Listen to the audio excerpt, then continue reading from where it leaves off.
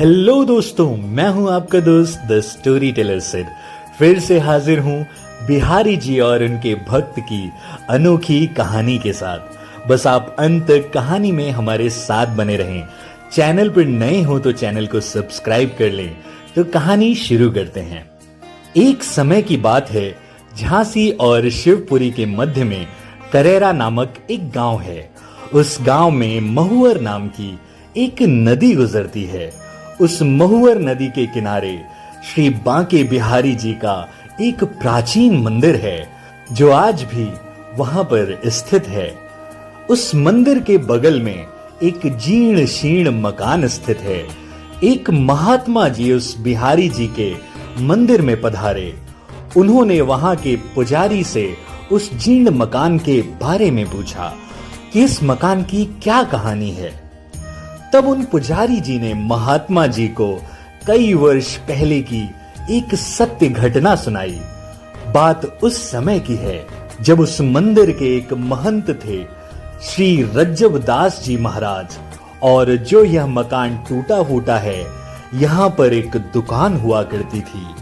यहाँ एक गहोई वैश्य जाति की एक बूढ़ी महिला रहती थी। उसके परिवार में कोई नहीं था, वह अकेली ही यहाँ रहती थी। वैश्य जाति की होने के कारण उसकी आदत थी कुछ न कुछ व्यापार करने की। इसलिए वह कचौरी और पकौड़ियां बनाती थी और बेचती थी। लोग उससे कहते थे, माई तुम इतनी बूढ़ी हो और अकेली रहती हो, तुम्हारे पास इतना बड़ा मकान है, दुकान है, और तुम रोज व्यापार भी करती हो, क्या करोगी इतने धन का? यह सब छोड़कर भगवान का नाम लिया करो। लेकिन वह बूढ़ी महिला नहीं मानती और इसी प्रकार रोज कचौरी पकौड़े बना बनाकर बेचती थी। एक दिन उसे रात्रि में सपना आया। उसने सपने में देखा कि वह मर चुकी है और लोग उसकी संपत्ति लूट लूट कर ले जा रहे हैं। सवेरे जागने पर उसे लगा कि कहीं सच में ऐसा ही न हो जाए, क्योंकि मेरा तो कोई है ही नहीं। मेरे बाद तो यह सब संपत्ति लोग ही लूट कर ले जाएंगे। लोग यह सब लूटें, यह तो ठीक नहीं है। ऐसा विचार करके वह बुढ़िया अपनी गहोई वैश्य समाज के लोगों के पास गई। उन सब से सलाह करके उसने अपनी सारी संपत्ति बिहारी जी के मंदिर के नाम कर दी। इसके बाद बुढ़िया अपनी दुकानदारी छोड़कर बिहारी जी के मंदिर में ही निवास करने लगी और मंदिर से ही उसे दोनों समय का भोजन भी मिल जाया करता था। अब उस बुढ़िया ने अपना सारा जीवन भगवान श्री कृष्ण को समर्पित कर दिया। वह सारे दिन मंदिर में बैठकर श्री कृष्ण की भक्ति किया करती थी। जो हाथ बेसन में सने रहते थे, उन हाथों में वह माला फेरती। जो आंखें ग्राहकों की प्रतीक्षा करती थीं, वे आंखें अब भगवान को निहारती थीं। उसकी पूरी जिंदगी बदल चुकी थी। गांव के सभी लोग अब उसे भक्तिन कहकर पुकारते थे। उस मंदिर के महंत श्री रज्जव दास जी महाराज थे, जो एक मितव्ययी व्यक्ति थे। एक दिन वह भक्तिन रात को हमेशा की तरह दूध पी रही थी। महंत जी ने देखा कि भक्तिन दूध पीते पीते कुछ चबा रही है। महंत जी ने पूछा, माई यह तुम दूध में क्या चबा रही हो? भक्तिन बोली, महाराज आप दूध में मेवा ज्यादा डाल देते हैं, बस उसी को चबा रही हूं। महंत जी ने सोचा, मैं और दूध में मेवा डालूं? मैं दूध में चीनी डाल देता हूं, वही बहुत है। महंत जी का माथा ठनका। दूसरे दिन उन्होंने देखा दोपहर को भक्तिन को दाल परोसी गई तो दाल में घी तैरता दिखाई दिया। महंत ने पूछा, यह दाल में घी कहां से आया? भक्तिन बोली, महाराज आप ही तो दाल में घी डालकर लाते हो। महंत जी को लगा शायद बर्तन में पहले से ही घी गिर गया होगा। अब महंत जी रोज देखते भक्तिन की रोटी और दाल में रोज घी दिखाई देता और उसकी दूध में मेवे भी बढ़ते जा रहे थे। साथ ही महंत जी की रसोई में घी और मेवे से भरे पात्र खाली होते जा रहे थे। महंत जी को समझ नहीं आ रहा था कि यह सारे पात्र कैसे खाली हो रहे हैं, क्योंकि उनके अलावा रसोई में कोई नहीं जाता था और रसोई की चाबी हमेशा महंत जी के पास ही रहती थी। एक दिन महंत जी भगवान की आरती कर रहे थे। उन्होंने देखा भगवान बिहारी जी के वस्त्र की बाहों पर घी लगा है। उन्होंने सोचा शायद आरती करते समय लग गया होगा। महंत जी ने उस वस्त्र को धोकर बिहारी जी को दूसरी पोशाक पहना दी, लेकिन दूसरे दिन उन्होंने देखा भगवान के दोनों हाथ घी में सने हुए हैं। अब महंत जी को विश्वास हो गया कि यही बिहारी जी भक्तिन को दूध और मेवे और दाल रोटी में घी ढाल कर देते हैं। महंत जी ने बिहारी जी से कहा, प्रभु आपकी यह चोरी की आदत अभी तक नहीं छूटी। प्रभु मैंने वह सब खाद्य सामग्री संतों की सेवा के लिए बचा रखी है, परंतु आप तो सब कुछ भक्तिन पर लुटा रहे हैं। यह ठीक नहीं है। कभी कोई संतों की जमात आ गई तो मैं उनकी सेवा कैसे करूंगा। भगवान चुपचाप सुनते रहे, कुछ नहीं बोले, लेकिन भक्तिन के लिए उसी तरह घी और मेवे लुटाते रहे। महंत जी ने जो भी खाद्य सामग्री संतों की सेवा के लिए जमा करके रखी थी, वह सब धीरे धीरे खाली होने लगी। जब भगवान ने महंत जी की बात नहीं सुनी तो महंत जी को भगवान पर ही क्रोध आ गया, साथ ही उन्हें भक्तिन पर भी क्रोध आ रहा था। महंत जी ने सोचा इस भक्तिन को मंदिर से निकाल देना चाहिए। महंत जी ने विचार किया इसको निकालें कैसे। कोई लांछन हो, कोई आरोप हो, तब तो इसे निकालें। इस प्रकार महंत जी भक्तिन को मंदिर से निकालने का उपाय सोचने लगे। महंत जी ने विचार किया और एक दिन वह मंदिर के दरवाजे पर बैठ गए और उस रास्ते से जितनी महिलाएं और पुरुष निकलते उनसे कहने लगे, भक्तिन ने तो एक आदमी रख लिया है। ऐसी बातें बहुत जल्दी फैलती हैं। गांव में यह बात फैल गई कि भक्तिन ने एक आदमी रख लिया है। ऐसी बातें सुनकर गांव के लोग तरह तरह की बातें बनाने लगे। पूरे गांव में चर्चा हो गई। जब भक्तिन को इस बारे में पता चला तो उसे बहुत बुरा लगा। गांव के लोग उसे तरह तरह की बातें सुनाने लगे।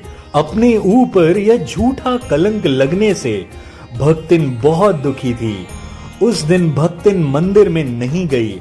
वह सीधे अपने गहोई वैश्य समाज के लोगों के पास गई और उनसे कहा, मंदिर के महंत जी मुझ पर झूठा इल्जाम लगा रहे हैं। मैंने जो अपनी संपत्ति बिहारी जी के नाम कर दी है, मुझे वह वापस नहीं चाहिए, परंतु मुझे इस झूठे कलंक से मुक्ति दिलाइए। मैं भीख मांगकर अपना गुजारा कर लूंगी, परंतु अब मैं वहां उस मंदिर में नहीं रहूंगी। भक्तिन की यह बात सुनकर गहोई वैश्य समाज के सभी लोग भक्तिन के साथ हो लिए और मंदिर की तरफ चल पड़े। मंदिर में महंत जी ने दूर से ही देखा कि लोगों की बड़ी भारी भीड़ मंदिर की ओर चली आ रही है। महंत जी ने सोचा आज तो कोई उत्सव भी नहीं है, फिर यह सभी लोग इधर क्यों आ रहे हैं। जब उन्होंने ध्यान से देखा इस भीड़ में वह भक्तिन भी आ रही थी, तो महंत जी समझ गए कि यह भक्तिन इन सबको अपने साथ लेकर आ रही है, इसलिए वह उत्तर देने के लिए तैयार हो गए। जैसे ही सभी लोग मंदिर में पहुंचे, किसी के कुछ भी कहने से पहले महंत जी बोले, मंदिर के सारे घी और मेवे के पात्र धीरे धीरे खाली होते जा रहे हैं। यदि कोई साधु की जमात आ गई तो हम समय पर उन्हें क्या खिलाएंगे। सभी लोग बोले, अगर ऐसा है तो यह कहिए कि भक्तिन चोरी करती है, लेकिन आपने तो इस पर दूसरा कलंक लगा दिया। महंत जी बोले, यह चोर नहीं है, यह सच्ची और ईमानदार है। लोग बोले, तो फिर आपने इस पर यह कलंक क्यों लगाया। महंत जी बोले, इसने बिहारी जी को अपने बस में कर लिया है, वही इसको मंदिर की रसोई से चुरा चुरा कर मेवे और घी खिलाते हैं। बिहारी जी ने इसे गोपी रूप में स्वीकार कर लिया है और इसने बिहारी जी को पति रूप में मान लिया है, इसलिए हमने कुछ भी गलत नहीं कहा। यह कहकर महंत जी ने सभी लोगों को मंदिर में घटित हुई सारी बातें बताईं। सब लोग क्या सोच कर आए थे और मंदिर आकर उन्हें कुछ और ही पता चला। यह बातें सुनकर सब लोगों की आंखों में आंसू आ गए।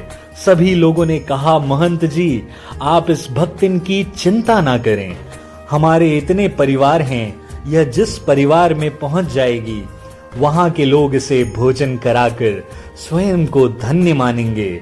जिसका भगवान से नाता हो उसकी सेवा करना तो हम सभी का सौभाग्य होगा।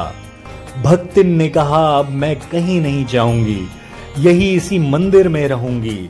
दोपहर को महंत जी भोजन लेकर आए, लेकिन भक्तिन ने भोजन खाने से मना कर दिया।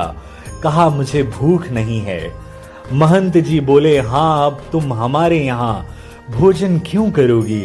कल से तो तुम्हारा बड़े बड़े सेठों के यहाँ निमंत्रण है। यह कहकर महंत जी चले गए। रात को महंत जी दूध लेकर आए। भक्तिन ने नहीं पिया। वह सारी रात श्री बिहारी जी के सामने बैठी रही। महंत जी को भी नींद नहीं आ रही थी। वह भी भक्तिन को अपने कमरे में से बैठे बैठे देख रहे थे। सुबह के 3 बजे जब सब लोग सो रहे थे, भक्तिन ने भगवान की डेहरी पर सिर रखकर आंसू बहाए और उनसे कहा कि मैंने आपका नाम बदनाम किया, इसलिए मैं और अधिक बात बढ़ाना नहीं चाहती, और जब आपके हाथ से प्रसाद पाया तो अब क्या किसी दूसरे के हाथ से प्रसाद पाऊं?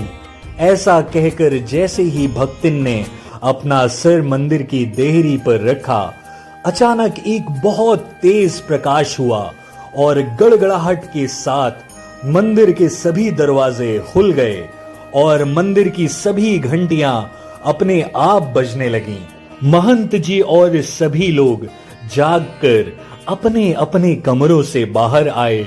सभी ने देखा कि भक्तिन के शरीर से एक प्रकाश पुंज निकला और बिहारी जी के श्री विग्रह में जाकर समा गया।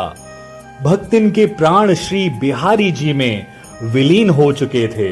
पूरे करेरा गांव में इस बात का हल्ला मच गया। अगले दिन करेरा गांव में ही महुअर नदी के किनारे भक्तिन का अंतिम संस्कार किया गया और वहीं पर उसकी समाधि भी बनाई गई।